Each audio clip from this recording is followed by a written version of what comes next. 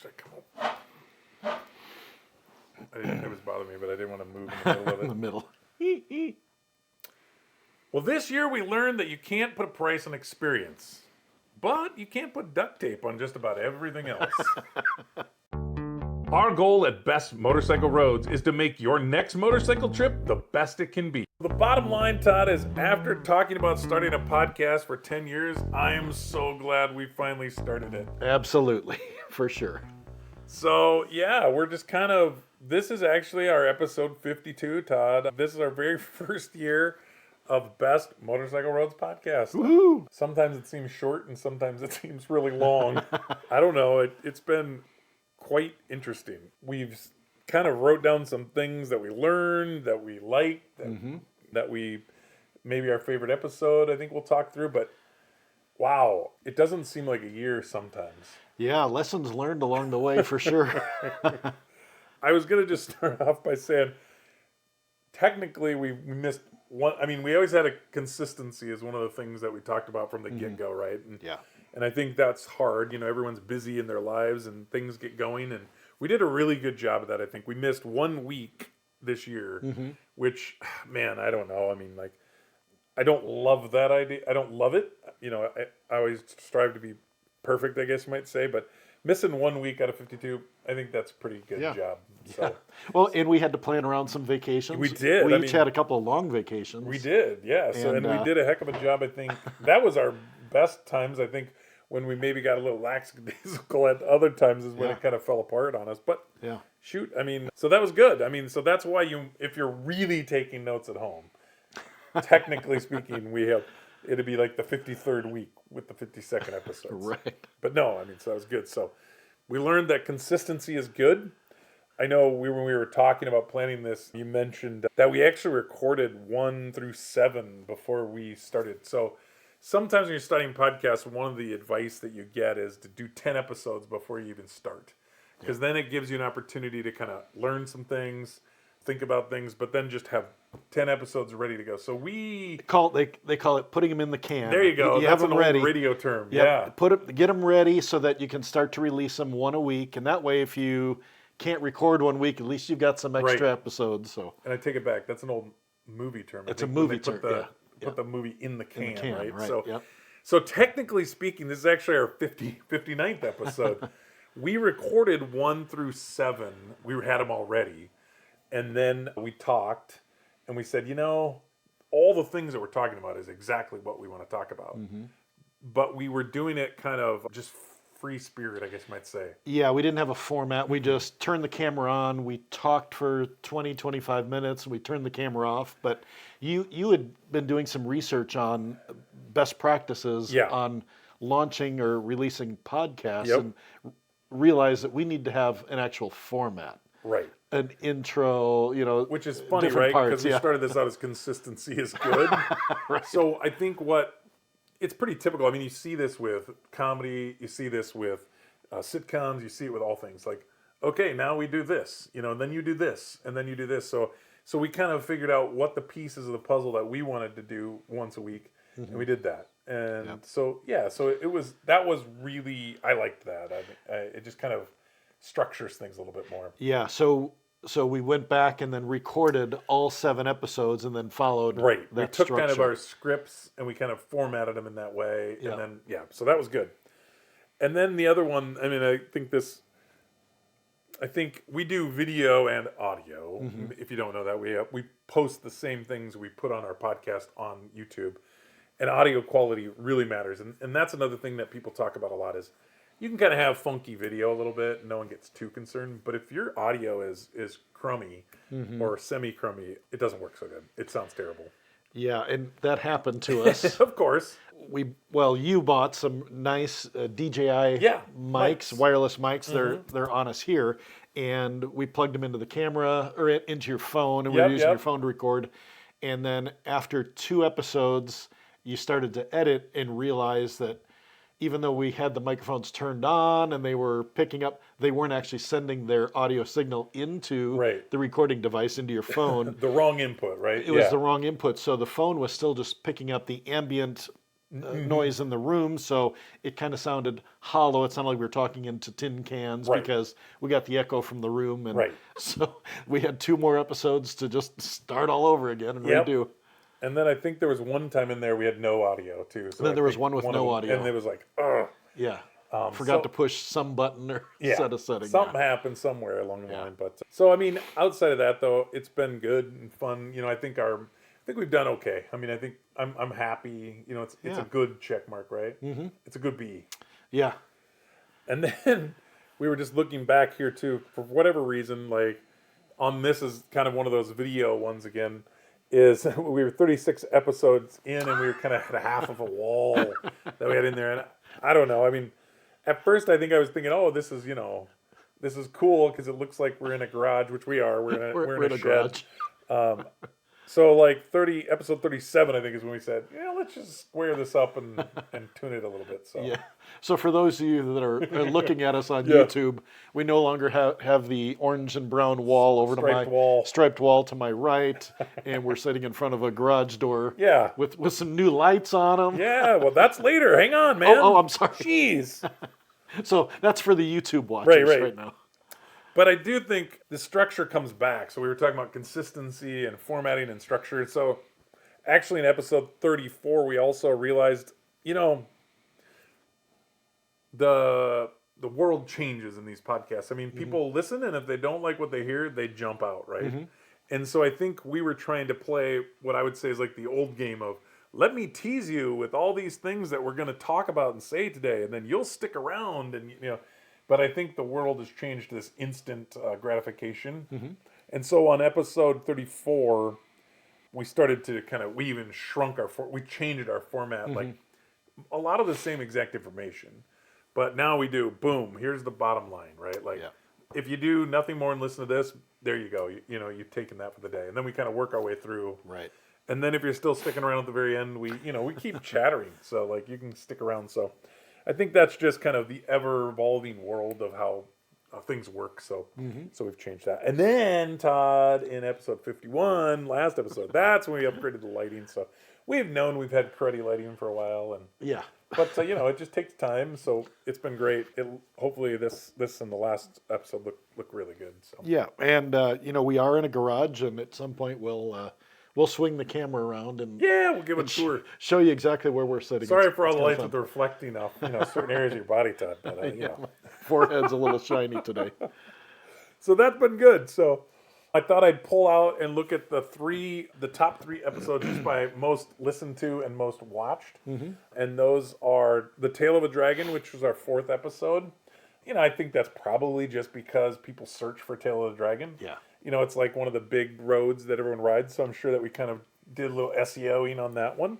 But the 2 that kind of surprised me is the number 2 most episodes listened and watched, and that's the best 5 roads in Missouri, which is number 2, and the top one, and I still can't quite figure out why, is the best roads in Illinois, which has kind of always surprised us, and it's probably twice as many viewers and listeners as Missouri has had. Yeah, and that might be population. It could be. I don't know, but for some reason that one caught on, and we got a lot of watches and listens on that one. And so we thank you, and we'll learn as we go, and it's some of this all due to algorithms. So, on the podcast part, that's a little bit more of us just working hard and sharing that with people, and the YouTube side is kind of up to them. We just kind of try our best to get in there. So yeah. So I guess now, Todd, maybe we just talk about, like, what was your favorite episode, if you had to pick one? Yeah, for me, I think episode 6 was my favorite. That was the one where we talked about the people and experiences we've had while riding, and we just kind of listed out all the favorite memories we had, whether it was, down in Memphis meeting Tommy Peters of the BB King Blues Club, or your guy from Canada that was pushing the motorcycle alongside of the road. The one-legged motorcycle rider that helped Chris and I when his motorcycle wasn't running. Just so many great people we've met. A lot of the times just being friendly to them. Stand outside the gas station when we're filling up, or outside a roadside way stop. And just we've had some amazing experiences, great fun. And we talked about that in episode 6. And if you have a chance, go back and listen to that one. That is a good one. It's still one of my favorites. Yeah. Yeah. For me, it's a combination of episodes 35 and 36. And that's kind of the ride report of when Turk and I went out to Seattle and back. And mostly because, like, I don't know, like, if you'd have asked me before I went out there, are you ready for this? I would say, absolutely.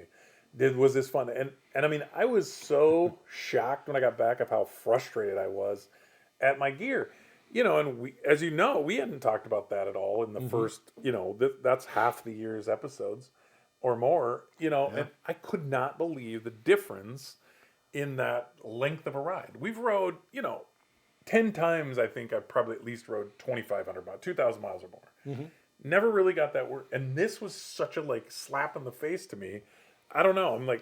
I'm kind of excited to get back on the bike. I've rode with the gear one time. I'm looking forward to the year.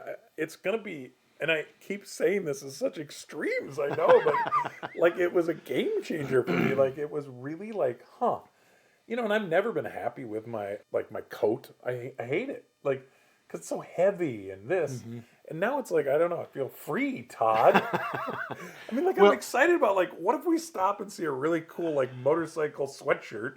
It's like, I'm going to buy it and wear it, you know, like, right then and not feel got stupid. Your armor underneath. I know. So, 35, 36. Well, but also, I think you talked about your motorcycle jacket finally, after all these years, was actually physically breaking down, like the rubberized, spot. the rubberized piece in the back. And that's also probably a good lesson, Todd, because that coat was a sport bike, more of a sport bike coat. Because what was really bothering me was like a tailbone cover, is what I'd say. So I'm not on a bike that has that. But the year before, the freaking mice got into my motorcycle stash and actually ate the good coat that I had that didn't have that. So I don't know if we talked about that. No, you didn't. Yeah, I mean, like I just put it all in a bucket upstairs, and so I don't have to have it in the way. And yeah, freaking mouse got in there, could you eat the old coat? It had sweat and all kinds of other crap, probably crumbs from a Krispy Kreme on it. Still, what are you eating the one that was brand new for? Like it didn't have anything for you. I didn't know this. Yeah, what That's the so heck, funny. man? Like, so I don't know. But anyway, so that for me was my favorite. I think just because if you just said that there's going to be a time this year that you're going to be shocked at what you learn, I'm just like, whatever. Like, overconfidence, ego, whatever the hell you want to call it. But I didn't think that was going to be something that big. So, and then accompanying that, we have that YouTube extra with Kristen from Bonn. That's a great one. She's such a great interview. And that whole process is cool. I mean, I know you've got some gear. We're going to try. I think you're really going to like it. Yeah, I'm looking forward to it. What episode was the Bonn? Oh, it was it's an extra on It was YouTube. an extra. Yeah, that's just right. check out YouTube extra. So, yeah. What about coolest things that have happened to us this year? Just because of the podcast. I really think the Iowa Podcast Awards was really, really cool. It was new this past year. And as it turned out, there were more than 400 podcasts that were created in Iowa that were continually going. Who would have guessed, right? But I think that's what they said at the beginning. And then they did some more research when the actual award show happened. And they found that there was more than 600 podcasts. It's unbelievable. But we were up for an award. And it was a culture and... Yeah, like it was like culture and society podcast. That was the category we were in. Yeah, because we're not like an interview. We're not, I mean, there was some, fiction, like that kind of thing. Yeah. There was series, there was interview. So that's the one we kind of fit the best in. Yeah. We were in the top, 7, I think? Yeah. For that. So that was a lot of fun. We went to the awards ceremony and they really did it up well. They did a great job putting that whole show together. It felt important. Yeah. It was amazing. It was amazing. They did such a great job, and it was well worth our time to go. We learned, what other people were doing, and it was just a lot of fun. And I know you were busy that day, and I went for the day. They actually had like a symposium, I guess you might call it, for the day, and I learned so much and just met so many people, and just learned so much from everyone, and then. I'm completely shocked at how many people were at the award party. Yeah. So this came out of the Iowa Music Award. So apparently the last few years have been an Iowa Music Award, and they just had a category. Okay. And then somehow, we decided, we could do our own. Oh my gosh. It was great. It was fantastic. Just great. And if you're if you are doing podcasts yourself, I would highly recommend looking at your local area, because I bet you that there's someone. If not, reach out to me and we can get you in contact with the people here, because it was unbelievable just meeting all the people, learning what they do. It was cool. Yeah.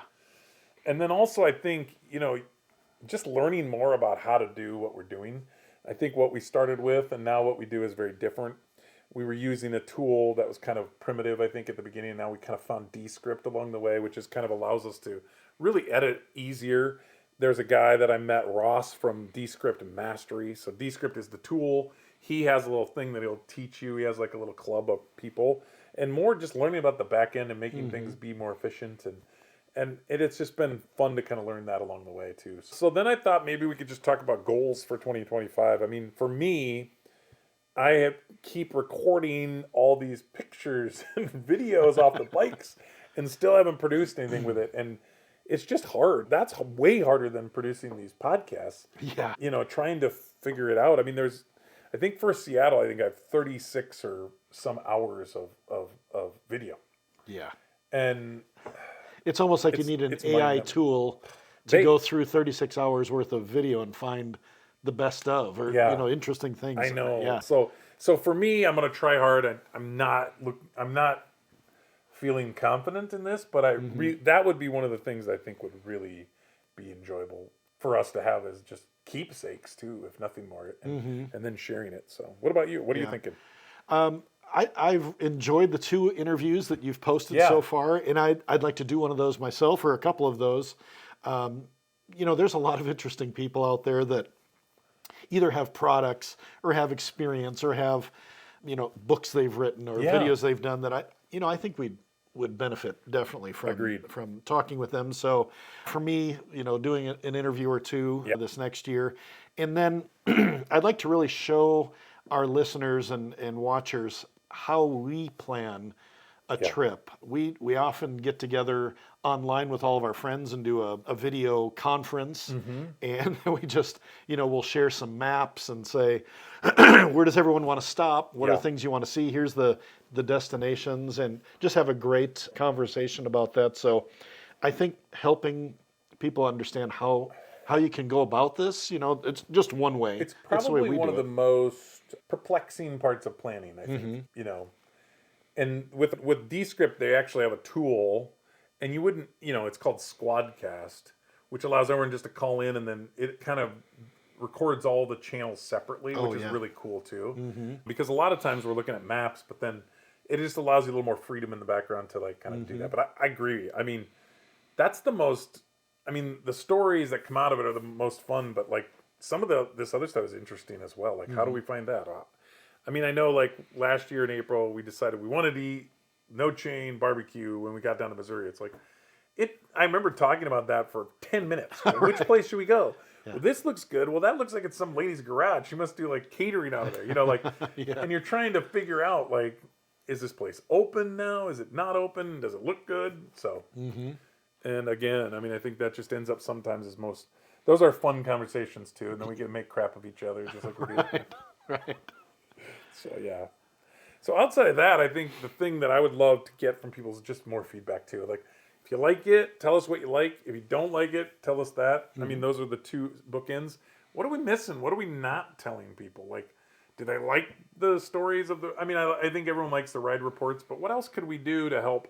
We just want to have people. I mean, our goal here, it always has been, is to have people take trips and have fun together.